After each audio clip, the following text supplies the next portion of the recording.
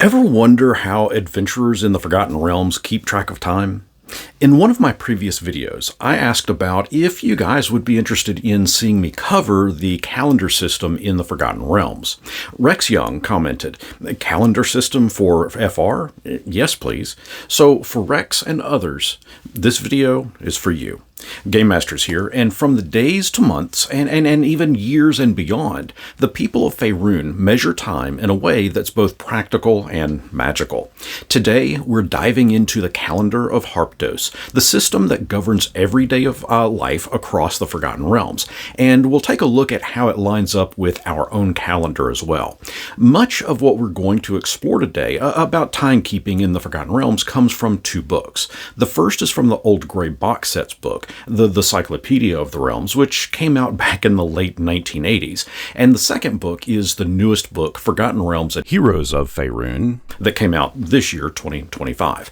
Both have been great resources, but I'll be bouncing back and forth between them as we move through this. Oh, and I've got a fun resource for everyone that I'll show you much later in the video. But that said, let's jump into the Calendar of Harptos.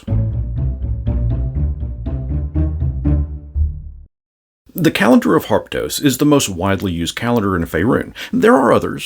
For example, in the lands of in and around Cormyr, they use their own calendar, as do other areas. But for today's video, we're going to concentrate solely on the Harptos calendar. And in a similar way that our calendar has, the Harptos version uses 365 days. But it differs a little in that it's divided into 12 months of 30 days each. But there is a twist. There are 5 of those months that have an extra day, a 31st day, where special holidays are celebrated. And just like our leap year, there is one that's every 4 years, a month that has 32 days. This is known as Shield Meet. So the difference here is that they celebrate their holidays on the last day of the given month, whereas ours can fall anywhere. And I'll talk about the holidays a little later in the video. Days are counted numerically, instead of having unique names. Like how we have days of the week, Monday, Tuesday, Wednesday, and whatnot. They don't. It's simply referred to as the first day of Night All, a second day of Hammer, third day of Kythorn, 27th day, 29th day, and so forth. Folks might also describe the days based on the nearest holiday. For example, there's a holiday known as Greengrass, which takes place towards the end of Tarsak. So they may say 3 days past Greengrass, which would also be the third day of Myrtle.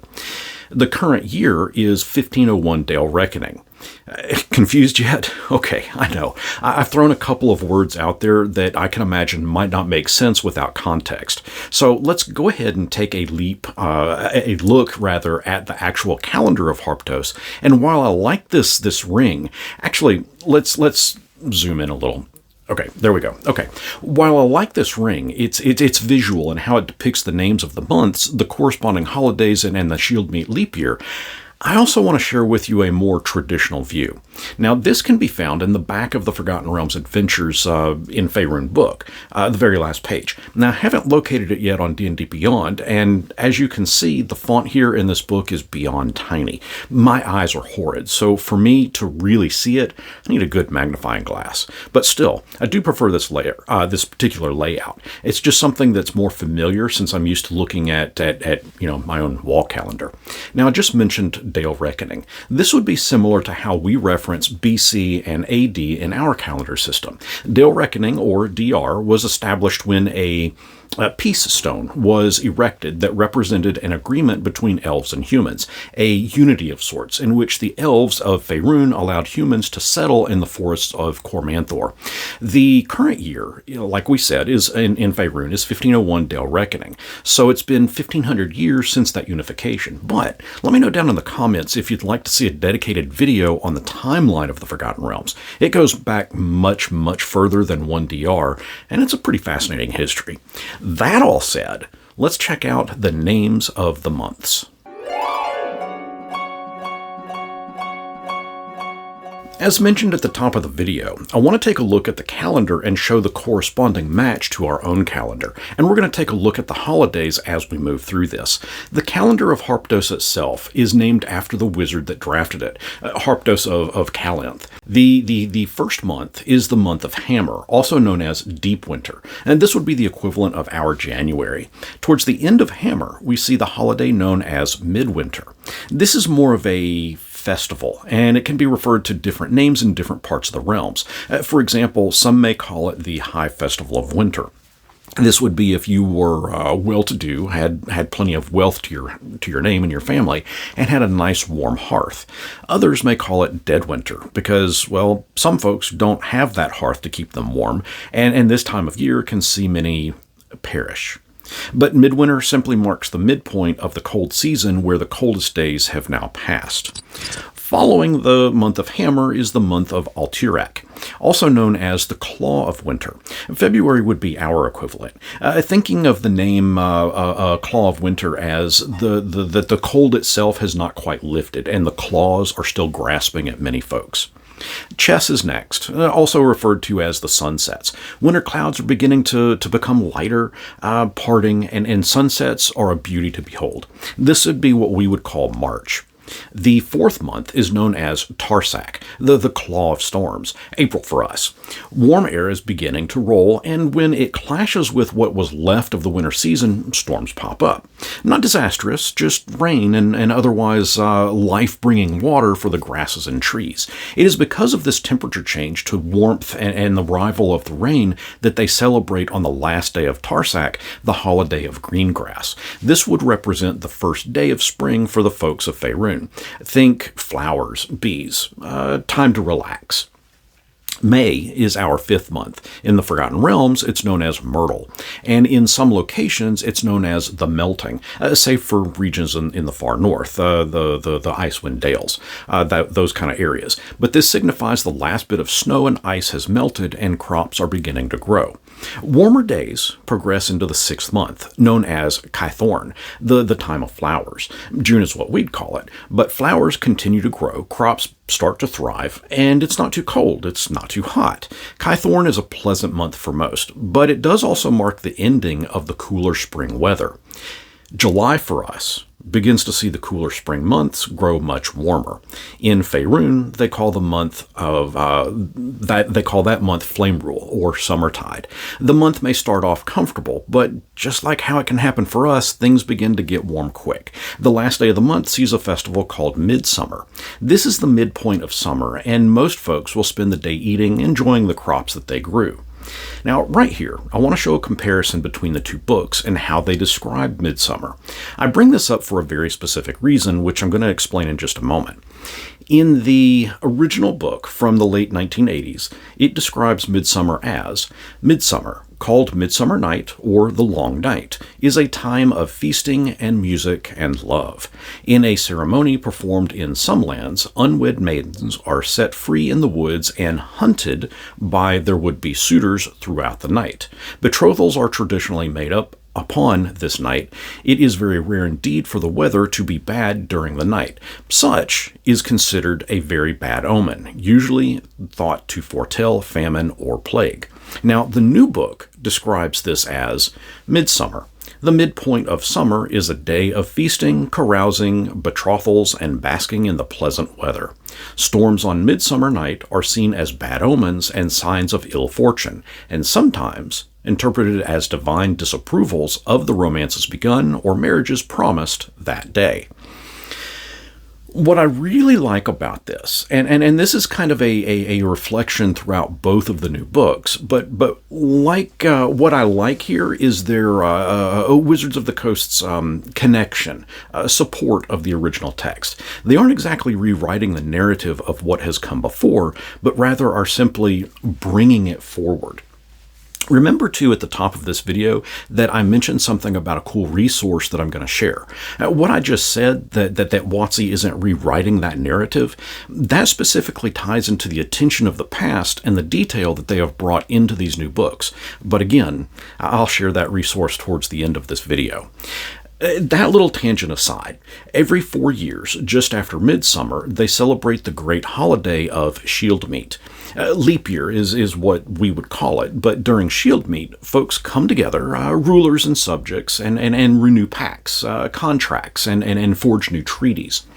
Tournaments of courage and tournaments of skill and strength are held during this day as folks attempt to gain notoriety for themselves. Bards and entertainers alike will also boast their best magic their best songs in general, as coins for tipping tend to flow faster on this holiday. Our 8th month is called August. Faerun's is called Elysius, or High Sun. Weather is hot and icky. Farmers have a hard time during this month, and like most of us, many Faerunian folk mutter to themselves, "I'm sick of these hot days. I really wish it was cooler out." Of course, they say the exact reverse in the dead of winter. Now, speaking of winter, the month of Elent, or the fading month, is next on their calendar. We'd see this as September, but it is here that days slowly shift from unbearable heat to weather that's a bit more comfortable. The last day of Elent sees a grand holiday known as High Harvest Tide. Yes, High Harvest Tide. For those in the United States, think Thanksgiving here. But food is bountiful and the holiday is all about giving thanks. It also marks when many folks set out to travel home, from merchants to even adventurers before the harsh winter days set in and begin to block mountain passes or even freeze over boat harbors. October is our 10th month. The Calendar of Harptos lists theirs as Marpenoth, also referred to as leaf fall. Simply put, this marks the beginning of the fall month in which autumn has arrived and is in full force. Leaves begin to fall from trees, cooler weather is beginning to set in, that kind of thing. Uktar, which sounds like something that an orc in Warcraft might say, is the 11th month, also known as the Rotting Month. For us, it would be November. But in the realms, I'm sure somewhere, there's a bard singing about the cold Uktar rain. Because nothing lasts forever. Even a campfire won't survive in the cold Uktar rain. The Feast of the Moon is celebrated here at the end of Uktar. It's the final grand festival of the year and marks the official arrival of winter. The dead are honored and stories are shared of loved ones' past legendary deeds. Folks are preparing here for the winter season to come knocking. For us, December marks the 12th month and the close of the year. For Faerun, it's Nightall, also known as the Drawing Down. The sun doesn't stay in the sky as long, darkness hangs out longer, the days are simply drawing down. Winter weather is here in full force, snow accumulates and blocks many of the northern roads, ice forms over harbor docks, making sailing dangerous, if not impossible. And those are the 12 months of the Harptos calendar. Now next up are the names of the years. Each year in the Calendar of Harptos has a name. For example, when I first started playing back in 1980-something, it was the year 1357, Dale Reckoning. This was known as the Year of the Prince, so named, as one theory puts it, that the term prince symbolizes a rising power or a political shift, which, with the Forgotten Realms being brand new at that time, could be a larger meta-reference to that game's setting and system. 1358 was known as the Year of the Shadows. This is directly because it is when the Time of Troubles began, a series of books and later modules, but it's when the gods were cast down into mortal avatars and their powers, more or less, became shadows of their divine forms. The title of any given year is meant to be symbolic, prophetic, and usually reflects the core event or aura of that year. But here's the twist. All of the names of the years were written down by a mad sage, named Agathra, with a few also penned by a seer named Alondro. To give levity to this Agathra, she passed in the year 684 Dale Reckoning. And I say passed, but she was more absorbed into a monstrous being. And that's a tale for a different video, but the takeaway here is that she wrote out the names of the years all the way out to 1600 Dale Reckoning. Now, in this new book, Heroes of Faerun, it tells us that the current year is 1501, Year of the Shining Mithril. Now, remember this year. It's very important, and it's also a tease to the resource that I've been, teasing, which we're gonna get to in just a moment. But the term mithril is in Forgotten Realms. It represents some of the most powerful magic that's out there, where magic fields have become a permanent part of the landscape. So powerful, in fact, that it can actually bend and rewrite rules of magic and even reality itself. It refers to high magic, old magic, the kind that protects ancient elven cities. But consider this. 1501 is when the new Forgotten Realms setting takes place. Now, funny to think that I've been playing this game for, 144 Dale Reckoning years. But look at the name 1501's year, the year of the Shining Mithril. A new edition of the Forgotten Realms is out. Magic has been somewhat bent and rewritten, as has the Forgotten Realms reality. Now, some may think that WotC was being clever here, but what if I told you that the year of the Mithril, the year 1501, has been called that since at least the year 2005, our year 2005. This shows the year names going all the way back in 1987 from the first edition of the Forgotten Realms. It started in the year 1352 Dale Reckoning and went to the year 1368 Dale Reckoning. As new books came out and as new editions came out, we would see an advancement to those year names. But in 2005, during 3rd edition of Dungeons & Dragons, Wizards of the Coast released one of the coolest resources out there, the Forgotten Realms Calendar Tool.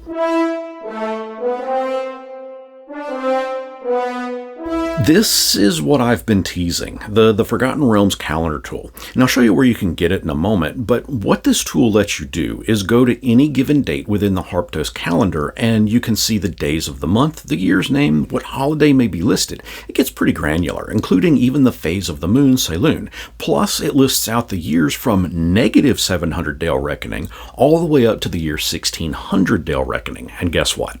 If we plug in the year 1501, and click Accept, it tells us that it's the year of the Shining Mithril. Now, why is that so cool? To me, it says that WotC is not rewriting history, not from the past, nor are they sidestepping the game's future to some odd agenda. Remember, this tool has been out there for almost 20 years. Little over 20 years, actually. And in canon, 1501 is the year of the Shining Mithril, and they are holding true to that, which, if they do continue to hold true, that means that next year, 1502 Dale Reckoning, is going to be the year of the Pox Plague, and that sounds pretty sinister to me, and I can't wait to see what they produce there. But wait, there's more. Now let's say that you have or want to mold the Forgotten Realms into your own liking. With this tool, you can do that. To alter its history, you simply open up the notes text file and edit it. If you want to add custom holidays, you can do that. If you want to change the names of the months, you can do that. Want to change historical notes, add days to the month, remove them? Well, you can do that, of course, as well. Now, you may need to know a little bit of skill with Java coding and HTML coding to make those changes, but the option is there to customize specifically all of this for you and your table. I mean, you can also leave it as is and use it just as it's been coded.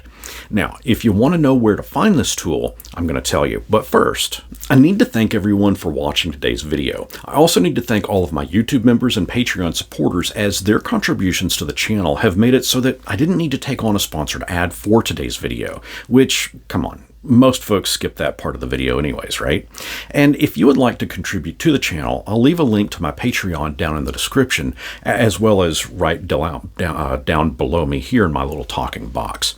As to where to find this Forgotten Realms calendar tool, if you hit up the Forgotten Realms wiki, and remember, WotC specifically cites that it is a usable resource in the new Adventures in Faerun book, but if you hit that up and search for Calendar of Harptos, towards the bottom of the article, you'll find a link to the calendar tool itself. Now, me personally, I'd recommend grabbing the downloadable version because who knows how long it's going to be up there. I mean, it has been up there for a little over 20 years so far, but you never know. The existing online version is partially broken anyhow because it's located on an archived link via the Wayback Machine. So again, I recommend the downloadable version. Plus, with the download version, you can edit that one to your heart's content. And I'll also have a direct link to it down in the description as well. Now, the last little thing that I'm going to say, and this is more of a question for everyone. If Wizards of the Coast produced a yearly calendar, something that you could hang on the wall and look at the day of the month based on the Harptos calendar, would you buy it? I would in a heartbeat, but would you? Let me know down in the comments, and until next our paths cross, may you have fun exploring the Calendar of Harptos.